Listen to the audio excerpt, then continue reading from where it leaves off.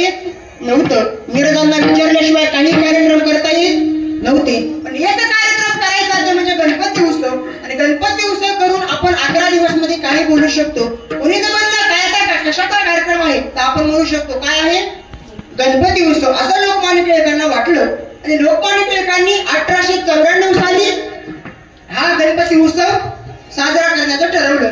पण काही जण असे म्हणतात, महाराज रंगाळे यांचे वंशज आहेत ते म्हणतात की 1892 साली आम्ही गणपती उत्सव साजरा केला होता. आणि केला असता तरी की त्यावेळेस जास्त मूर्ती स्थापन झाली नव्हती. ऐका, गणपती उत्सव कधी साजरा झाला सांगितलं तर 1894 आपण याचं उत्तर दिलं पाहिजे. गणपती उत्सवाचे जनक कोण आहेत, लोकमान्य टिळक. लक्षात ठेवा, लोकमान्य टिळकांनी गणपती उत्सव साजरा करण्याचं ठरवलं. आणि साजरा करत असताना महाराज 1894 ला साजरा केला. काही वर्ष निघून गेली.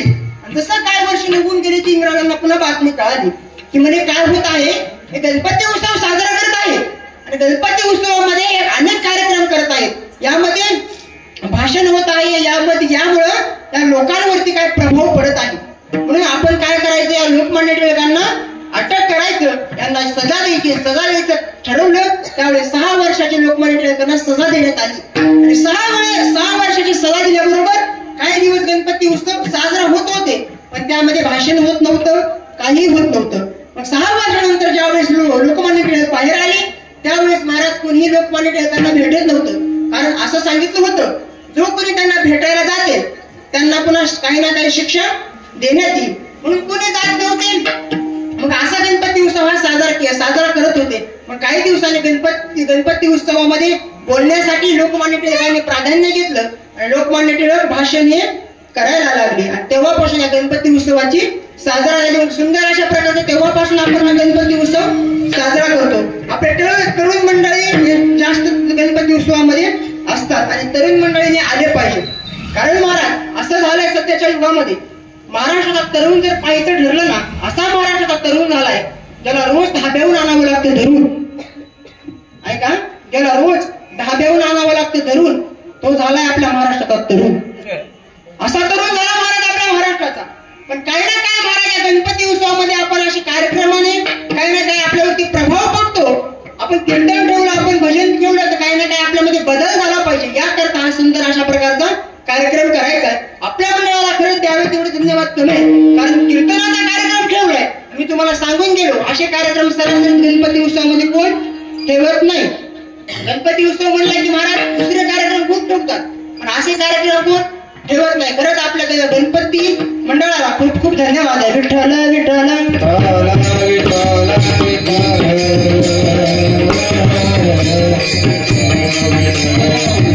पाहायचं ठरलं महाराज, तरुण मंडळी सर्वात जास्त गणपती उत्सव मध्ये असते. बरोबर आहे, तरुण मंडळी असली पाहिजे. आणि तरुण हे देवाने दिलेलं आपल्याला दान आहे बरं का. तरुणामध्ये जर आपण जर ठरवलं ना, काही करू शकता. देवाने दिलेलं आपल्याला दान म्हणजे तरुणपण आहे. कारण तरुणपणामध्ये जर आपण एखादी गोष्ट ठरवली, आपल्याला असं काही करायचंय की आपण ती करू शकतो महाराज. आपण तरुणपणे जर ठरवलं ना की काही करू शकतो आणि आपलं म्हातारपण चांगलं घालवायचं असेल तर आपण तरुणपणामध्ये चांगलं कार्य केलं पाहिजे, चांगलं काम केलं पाहिजे. कारण सर्व काही जे करायचं असतं ना ते आपल्यालाच करायचं असतं. बरोबर आहे, सर्व काय करायचंय ते सर्व आपल्यालाच करायचं असतं. तुलाच पुरी करायची, हौस आकाश उंच उडायची. जी हौस आहे आपल्या आकाश उंच उडायची ती आपल्याला पूर्ण करावी लागणार आहे. आणि आपण पूर्ण केली तरच काहीतरी होणार आहे. मला सांगायचं, तरुणपण हे एक देवानं दिलेलं आपल्याला दान आहे. तरुणपणामध्ये आपण ठरवलं की आपण काही करू शकतो, आपण तरुणपणामध्ये सावध झालं पाहिजे आणि या कीर्तनामध्ये आलं पाहिजे. पण काय जण काय म्हणतात, जाऊ की कीर्तनाला. कधी आज कीर्तनाचा पहिला दिवस महाराज, पहिल्या दिवशी का कोणी जास्त येत नाही. लय तराची माणसं असतात, माणसं बघायचं कामच नाही. पहिला दिवस मला घेऊन आता कुठं पहिला दिवस आहे, जाता येईल की पुन्हा. आता कुठं ते अमर महाराज कीर्तन आहे, ते दिसा एवढीच दिसायले आणि त्याच्या कीर्तनाला काय असं म्हणतात महाराज. पहिला दिवस आहे, पहिल्या दिवशी जाऊ द्या म्हणतात महाराज. पहिला दिवस खरं महत्वाचा. पहिला दिवस जर नाही झाला पुढले दिवस होणार आहेत का? नाही महाराज. आणि अभंग निवडण्याचं कारण म्हणजे काय, आपल्या वारकरी संप्रदाय खूप श्रेष्ठ महाराज माझा. कारण ऐका, आतापर्यंत खूप काही लिहून ठेवलेलं असतं. सर आपण मुंड्यामध्ये गेला, कुठे गेला मंदिरापाशी गेला तिथे एक लिहून ठेवलेलं असतं, एक थुकू नका. बरोबर आहे, लिहून ठेवलेलं असतं. सगळ्यात जास्त माणसं तिथं थुकलेली असते. एक महाराज रस्त्यावरती वळणावरती लिहिलेलं असतं, पुढे अपघात वळण आहे, वाहने सावकाश चालावा. पण सगळ्यात जास्त ऍक्सिडेंट तिथं झालेले असते. लिहून ठेवलेले असतात, लोक पाळत नाहीत. पण वारकरी संप्रदाय का श्रेष्ठ आहे, अविदित आहे महाराज, की पहिल्या दिवशी आपण नामपर आपण घेतलं पाहिजे, देवाच्या नामाचं चिंतन केलं पाहिजे. तेव्हापासून तो आपला वारकरी संप्रदाय आता सुद्धा जगतो. म्हणून या श्री वारकरी संप्रदाय मला खूप श्रेष्ठ आहे, खूप श्रेष्ठ आहे. आता सुद्धा जगतो महाराज. जे अलिखित आहे ते सुद्धा जगतो. तो म्हणजे फक्त आणि फक्त आपला वारकरी संप्रदाय. म्हणून आपण या कीर्तनामध्ये आलं पाहिजे, कीर्तनामध्ये देवाचं नामचिंतन केलं पाहिजे. आणि कलियुगामध्ये जर उधरून जायचं असेल तर काय सांगितलं, फक्त आणि फक्त देवाचं नामचिंतन. सुभाषितकार वर्णन करतात, यत्फलम नास्ति तपसा न योगेन समाधिना, यत्फलम नास्ति तपसा न योगेन समाधिना तत्फलम लभते साम्य कलवकेशव कीर्तन. या कलियुगामध्ये महाराज जे तप करून, जे यज्ञ करून जे फल प्राप्त होत नाही ना, ते फक्त आणि फक्त कशाने होतं, फक्त नामचिंतनाने होतं, फक्त देवाच्या कीर्तनाने होतं. म्हणून देवाचं नामचिंतन केलं पाहिजे, देवाचं भजन केलं पाहिजे, तर आपल्या जीवनाचं काहीतरी सार्थक आहे. विठ्ठल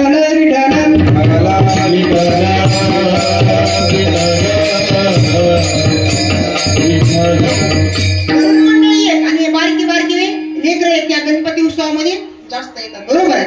आणि लेकराला लई खतरनाक असतात, त्यांचा नाद काही करायचं नाही. संस्थेमध्ये आमच्या 200 विद्यार्थी, मोहित महाराजांची कमाल आहे, आमच्या गुरुजींची कशी सांभाळली त्यांची त्यांना माहिती महाराज. कारण ही लेकरं काय साधे नसतात बरं का, लेकरं साधे नसतात महाराज. एकदा काय झालं, शाळेमध्ये गुरुजींनी सांगितलं की म्हणे शाळेमध्ये या लेकरांना. शाळेमध्ये आले, शाळेमध्ये आल्याबरोबर गुरुजीने प्रश्न केला की म्हणे 5 आणि 5 किती. कोणाला, एका मुलाला. असं उठविले शिकवत असताना प्रश्न केला मोहन महाराज, म्हणजे 5 आणि 5 किती. मग त्याने काय सांगितलं, मला माहित नाही पप्पा, मला माहितच नाही म्हणला. मग गुरुजी काय म्हणले, ऐक म्हणजे मी तुला सोपं करून सांगतो. काय असतं म्हणले, 5 आणि 5 किती म्हणले की ऐक म्हणजे काय आहे, तुला सोपं करून सांगतो म्हणजे आपल्या घरचं सांगतो. तू डब्यामध्ये जर 2 पोळ्या आणल्यास, 2 चपात्या तू डब्यामध्ये आणल्यास, तर 2 चपात्या तू खाऊन टाकल्यास, तर खाली काय राहिलं. ते पोरगे एवढं हुशार होतं सर, ते मला 2 चपात्या माझ्या आईने दिल्या, 2 चपात्यांनी खाऊन टाकल्या, तर खाली भात राहिला. नाही महाराज, लेकर हुशार असते, भात राहिला म्हणलं, ते खाली काय राहिलं म्हणलं, भात. असे महाराज लेकराचा नाद कधी करायचं नाही. लेकर काय बोलतील काय नाही काय सांगता येत नाही. आणि गणपती उत्सव महाराज, गणपतीची उत्सवाची नेमकी कसा उत्सव झाला का, एका गणपतीचा जन्म कसा झाला आपण पाहू. जन्म कसा झाला महाराज गणपतीचा आहे का, ज्यावेळेस पार्वती माता घरी असायच्या आणि पार्वती माता घरी असताना शंकरजी बाहेर जायचे. शंकरजी बाहेर गेल्याबरोबर घराचं रक्षण करण्यासाठी कोण ना कोणी पाहिजे. मग एकदा काय झालं, पार्वती माता आंघोळ करत होत्या आणि आंघोळ करत असताना पार्वती मातेच्या मनामध्ये आलं की आपण घराचं रक्षण करण्यासाठी कोणाला तरी थांबवलं पाहिजे. नंदी होता, नंदी शंकरासोबत निघून गेला. कोणतरी आपलं रक्षण करण्यासाठी पाहिजे. म्हणून पार्वती मातेनं आपल्या अंगावरची मळ आहे, त्या मळीनं सुंदर अशा प्रकारचा एक बालक तयार केलं, त्याच्यामध्ये प्राण वाटला, तो म्हणजे गणपती बाप्पा. गणपती बाप्पाकडून खूप काही शिकण्यासारखं आहे. ऐका, गणपती बाप्पाने आपला जीव गमावला पण आपल्या आईची आज्ञा मोडली का, नाही हो महाराज, आपल्या आईची आज्ञा मोडली नाही. गणपती बाप्पाकडून आपण शिकलं पाहिजे की आपण आपल्या आईची आज्ञा कधीच नाही मोडली पाहिजे. ऐका, काय झालं तर प्राण टाकल्याबरोबर पार्वती माता आंघोळ करण्याकरता गेल्या. जसे आंघोळ करण्याकरता गेले ना, तसं काही क्षणामध्येच आपले महादेव आले, भोले बाबा आले. आणि भोले बाबा येऊन भोले बाबांनी पाहिलं की म्हणे, अरे हा कोण आहे बालक, अरे बालक सरळ बाजूला, मला मध्ये जायचंय. त्यावेळेस पार्वती मातेने गणपती बाप्पाला सांगितलं होतं की म्हणे मी मध्ये आतमध्ये कोणालाही जाऊ देणार नाही, मी मध्ये आंघोळ करते म्हणून तू आतमध्ये कोणाला सुद्धा येऊ देऊ नको. असं बोलल्याबरोबर महाराज भोले बाबा आले. भोले बाबाने सांगितलं म्हणे सरळ मला मध्ये जायचंय. त्यावेळेस सांगितल्याबरोबर गणपती बाबा म्हणे नाही, मी तुम्हाला आतमध्ये जाऊ देणार नाही.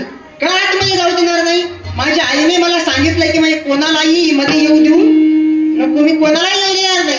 त्यावेळेस भोले बाबांनी म्हणले की म्हणजे कोण आहे तुझी आई, तर सांगितलं पार्वती माता. अरे मी तुझा पिता आहे आणि तू तुझ्या पिताला मध्ये जाऊ देत नाहीस. म्हणजे नाही, मी माझ्या आईची आज्ञा मोडणार नाही. तुम्ही कोण आहात मला माहित नाही, पण मी माझ्या आईची आज्ञा ही मोडणार नाही. माझ्या आईने मला काय सांगितलं की आतमध्ये कोणाला बी येऊ देऊ नको असं सांगितल्याबरोबर महाराज गणपती बाप्पा जाऊ देत नव्हते म्हणून महादेवाला आपल्या भोले बाबाला राग आला, क्रोधित झाले आणि क्रोधित येऊन गणपती बाप्पाचं मुंडकं बाजूला केलं. शिर बाजूला पडलं, मस्तक बाजूला पडलं. शिर बाजूला पडून मस्तक बाजूला पडलेलं पाहिलं महाराज कोणी? पार्वती माताने. जसा पार्वती मातेनं पाहिलं, पार्वती माता बाहेर आल्या आणि रडायला लागल्या. रडत असताना सांगितलं म्हणे स्वामी तुम्ही हा किती मोठा अनर्थ केला स्वामी. अहो स्वामी माझं बाळ आताच माझं बाळ मी माझ्या मुलीपासून बनवलं होतं, त्यामध्ये प्राण टाकला होता स्वामी. तुम्ही काय केलं? माझ्या बाळाला मारून टाकलं स्वामी. का मारून टाकलं? पार्वती माता हाहाकार करायला लागल्या, रडायला लागल्या आणि मला काही नको, मला फक्त आणि फक्त माझं बाळ पाहिजे, माझं बाळ पाहिजे. महाराज एखाद्या आईचं समज एखादं बाळ गेलं ना, त्या आईला विचारा बाळ गेल्याची काय किंमत असते, काय दुःख असतं मला. पार्वती माता समज जसं बाळ गेलं, पार्वती माता रडायला लागल्या, हाहाकार करायला लागल्या आणि म्हणायला लागल्या मला बाकी काही नको, माझं बाळ मला परत पाहिजे, माझं बाळ मला परत पाहिजे. असं म्हणत असताना महाराज महादेवजीने सांगितलं, भोले बाबाने सांगितलं म्हणे तू काळजी करू नको, मी काय करतो बाळाला तुला नंतर जिवंत करतो. पण कशाच तसं बाळ जिवंत करणं हे शक्य नव्हतं. म्हणून आपल्या घराला सांगितलं की म्हणे जो कोणी प्राणी उत्तरेकडे जा आणि जो प्राणी आपल्या बाळाकडे पाठ करून बसला आहे ना, त्या बाळाचं मस्तक उडवा आणि घेऊन या बरोबर महाराज सांगितल्याबरोबर गण गेले. जसे गण गेले ना त्यांना पाहिलं तर कोण होतं? हत्ती तिथं हत्तीनं तसं बसलेलं होतं. हत्तीचं मुंडकं आणलं आणि मुंडकं आणल्याबरोबर मस्तक आणल्याबरोबर गणपती बाप्पाला बसवलं. गणपती बाप्पाला बसवलं, पुन्हा प्राण त्याच्यामध्ये टाकलं. गणपती बाप्पा नंतर जिवंत झाले. जसे महाराज गणपती बाप्पामध्ये प्राण टाकला मग पार्वती माता पुन्हा म्हणायला लागल्या स्वामी अहो तुम्ही गणपती बाप्पाला जिवंत केलं बरोबर आहे, पण आता काय होईल म्हणे स्वामी? सर्वजणांचे आपण तोंड पाहिले, सर्वजण देवताची तोंड पाहिली बघा ना किती सुंदर आहे. आणि माझ्या गणपती बाप्पाला सर्वजण हसतील, सर्वजण नाव ठेवतील, म्हणून तुम्ही काहीतरी करा. कसं म्हटल्याबरोबर महाराज असं ठरवलं की भोले बाबा म्हणाले की आपण काय करू? सगळ्या देवाची मिटिंग करू. सगळे देव जमा केले, सगळ्या देवांना बोलवलं आणि सगळ्या देवांना बोलून असं सांगितलं की म्हणे सर्वांनी गणपती बाप्पांना आशीर्वाद द्या. सगळ्या श्रेष्ठ कोण ठरल तर फक्त गणपती बाप्पा ठरल. आपण सुद्धा महाराज कोणतंही कार्य करायचं असेल तर प्रथम काय करतो? गणपती बाप्पांना पूजन करतो, तरच त्या कार्याला सुरुवात करतो. बरोबर आहे. गणपती बाप्पाकडे आपण पाहिलं, गणपती बाप्पाचे कान कसे खूप मोठे मोठे, बरोबर आहे, सुपासारखी कान आहेत. एवढे मोठे कान कशा करतात? एखाद्या भक्तानं आवाज दिला तर बारीक सुद्धा आवाज दिला तरी सुद्धा गणपती बाप्पाला ऐकू जातो. बरोबर आहे. गणपती बाप्पाची ढेरी अशी मोठी, पोट असं मोठं. कशा करता मोठं आहे? कशा करता? मोदक खाणं करता. अरे कोणते बी दोष जर आपण केले तर गणपती बाप्पा आपल्या पोटामध्ये ठेवतो. आपण ती काय कोणी काही दोष केला काय केलं तर आपण ते काय नाही पोटात ठेवलं पाहिजे. सगळंच असं काही बी बोललं नाही पाहिजे, कारण बोलण्यामध्ये माणूस मला जेवढा वाया जातो बघायचं कामच नाही. बोलणं आपण नीट पाहिजे. महाराज असं म्हणतात की आपलं बोलणं जे आहे ना आपण सांभाळून बोललं पाहिजे, सांभाळून बोललं पाहिजे. बोलण्यानं महाराज माणूस कुठं पण जातो, म्हणून आपण चांगलं बोललं पाहिजे. बोलत असताना आपण सुंदर बोललं पाहिजे. बरोबर आहे. बोलणं ही एक तलवारीची धार नाही, तलवारीची धार. जसं तलवारीची धार आहे ना तशी आपल्या जिभेला धार आहे. तलवारीच्या धारेनं एवढंच होतं, तलवारीच्या धारेनं सर मान कापली जाते आणि या शब्दाच्या धारेनं मान कापल्या जाते. तलवारीच्या धारेनं काय होतं? मान कापली जाते आणि शब्दाच्या धारेनं मान कापल्या जातो. शब्द आपण नीट वापरले पाहिजेत. एखाद्या वेळेस महाराज तलवारीने केलेला घाव लवकर बुजता येईल, तलवारीने केलेला घाव एखाद्या वेळेस लवकर बुजता येईल, पण जिभेने केलेला घाव आयुष्यभर बुजत नाही, हे नेहमी लक्षात ठेवा. म्हणून आपण नीट वागलं पाहिजे, चांगलं बोललं पाहिजे. एका गणपती बाप्पाने सगळ्या देवांनी आशीर्वाद दिला. सगळ्या देवांनी आशीर्वाद दिल्याबरोबर सांगितलं मी प्रथम तुला सर्वजण पूजते. आणि गणपती बाप्पाची आपण आरती म्हणतो. आरती म्हणताना गणपती बाप्पा देवता विषय आहे का? गणपती बाप्पाचा आपण विचार केला, आपण आरती म्हणतो काय? सुख करता दुःख हरता वार्ता विघ्नाची. सुख करता बरोबर नीट लक्ष द्या. सुख करता म्हणजे सुख देणारे, बरोबर आहे. दुःख हरता म्हणजे दुःखाचं हरण करणारी आणि वार्ता विघ्नाची म्हणजे काय? विघ्नाची वार्ता घेऊन येणारे असे गणपती बाप्पा आहेत का? नाही महाराज. आरती आपण नीट म्हणली पाहिजे आहे का? सुख करता म्हणजे सुख देणारे, दुःख हरता म्हणजे दुःखाचं हरण करणारे. सुख करता दुःख हरता वार्ता विघ्नाची. मग पुढला जे शब्द आहे नुरवी, ते शब्द आपण अलीकडे घ्यायचा. म्हणताना कसं म्हणायचं? सुख करता दुःख हरता वार्ता विघ्नाची नुरवी म्हणजे सुख देणारे देवता दुःखाचं हरण करणारी देवता आहे आणि वार्ता विघ्नाची वार्ता निरून टाकते. म्हणजे ती देवता म्हणजे कोणते, तर गणपती बाप्पा. गणपती बाप्पा म्हणजे एखाद्या मंदिरातली देवता नाही. ऐका, गणपती बाप्पा म्हणजे एखाद्या मंदिरातली देवता नाही. प्रत्येक घराला मंदिर बनणारी देवता कोणती असेल ती गणपती बाप्पा आहे. प्रत्येक घराला मंदिर बनणारी कथा कोणती देवता आहे, ते गणपती बाप्पा. म्हणून आपण गणपती बाप्पाची सेवा केली पाहिजे, आराधना केली पाहिजे, तर आपल्या जीवनाचं काहीतरी सार्थक आहे. विठ्ठल विठ्ठल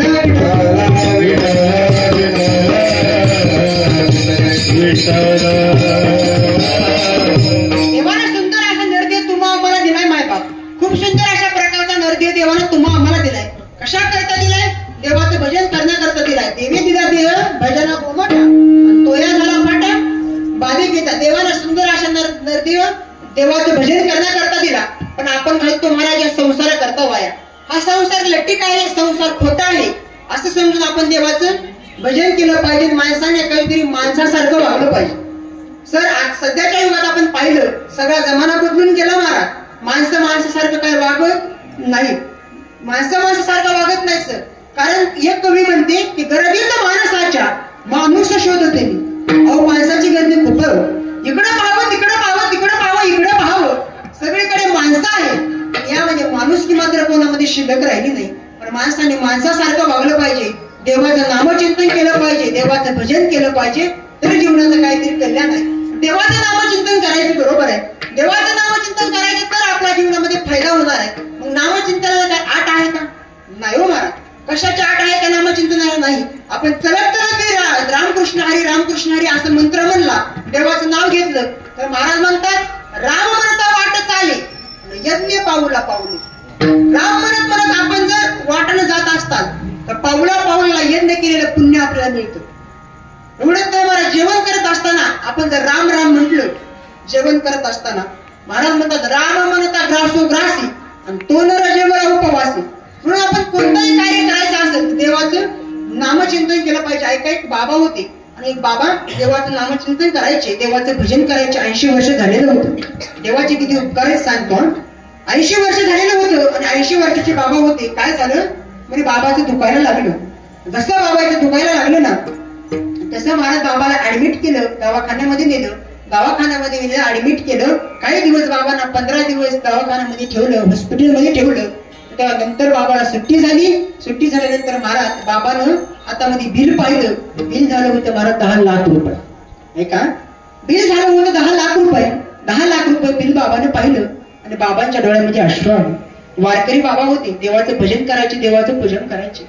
डोळ्यामध्ये अश्रू आले. डोळ्यामध्ये अश्रू आल्याबरोबर त्या डॉक्टरांनी सांगितलं म्हणे बाबा का रडता हो बाबा, तुम्ही का रडता?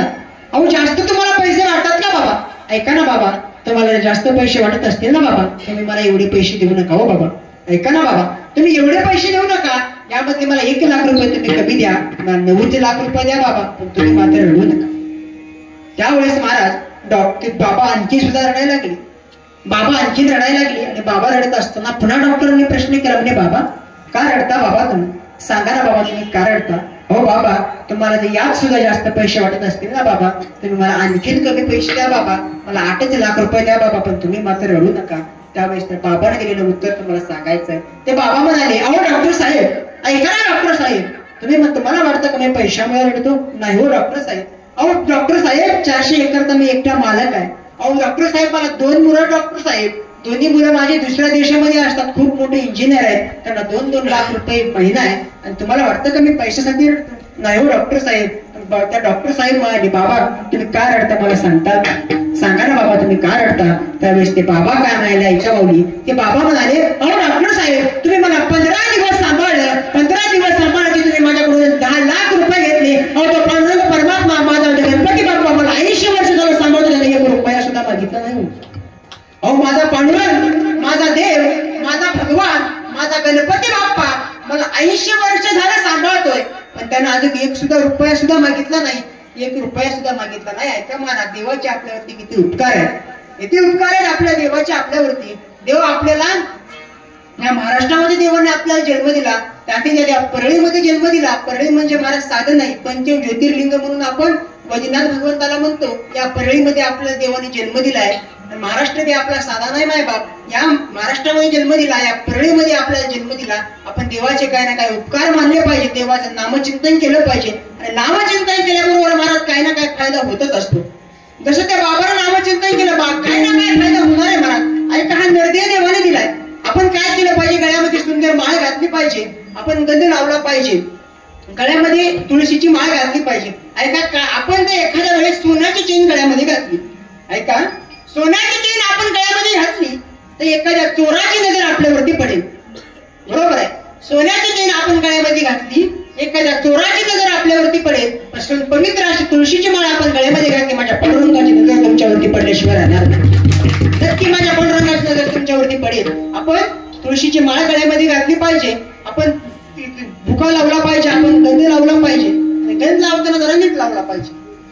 कारण सर काय काय गंध लावताना असे करतेत, अगं माणसं बघायचं कामच नाही. काय करते का मोहन महाराज? अशी गणगुळी हातावर घेते, इकडे बघा, अशा हातावर गणगुळी घेतली. बरोबर आहे. हातावर गणगुळी घेतली काका की अशी गणगुळी उघडते. उघडले की काय म्हणते?